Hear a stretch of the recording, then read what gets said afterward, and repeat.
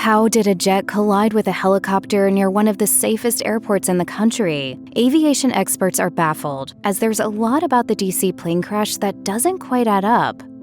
At around 9 p.m. Eastern Time on January 29, 2025, an American Airlines regional jet collided with a U.S. Army Black Hawk helicopter while approaching Ronald Reagan Washington National Airport in Washington, D.C. 30 seconds before the crash, an air traffic controller asked the Black Hawk helicopter if they had the passenger plane in sight. Then they collided. It was a bang, bang, very loud bang, bang. The plane, a Bombardier CRJ-700 jet, was traveling from Wichita, Kansas, and carrying 60 passengers and 4 crew members. The Black Hawk Army helicopter was carrying 3 soldiers. Search and rescue efforts are underway, but authorities do not expect to find any survivors. While many people are speculating about the cause of the collision, experts are cautioning against that, noting that there are still many unanswered questions. One of those questions involves the equipment in the Black Hawk helicopter. Specifically, was any of it malfunctioning? That may explain why the helicopter was estimated to be flying at least 100 feet higher than it should have been, though its exact altitude at the time of the collision is still unclear. Flight-aware data from the time of the incident shows 375 feet as the last recorded altitude of the American Airlines plane that was struck, possibly revealing the helicopter's approximate altitude at the time of the collision. According to the BBC, both the American Airlines plane and the military helicopter were visible on air traffic control radar. Likewise, audio recorded during the incident reveals that air traffic control had instructed the helicopter to pass behind the airplane after asking whether the helicopter pilots were aware of the passenger aircraft. Why the helicopter failed to follow those instructions is unknown at this time, but experts are asking whether some kind of equipment malfunction or communications breakdown may have contributed to this outcome. In an interview with First Coast News, former U.S. Army pilot Keith Maynard said that flying around Reagan Airport is challenging for several reasons, but primarily due to high traffic.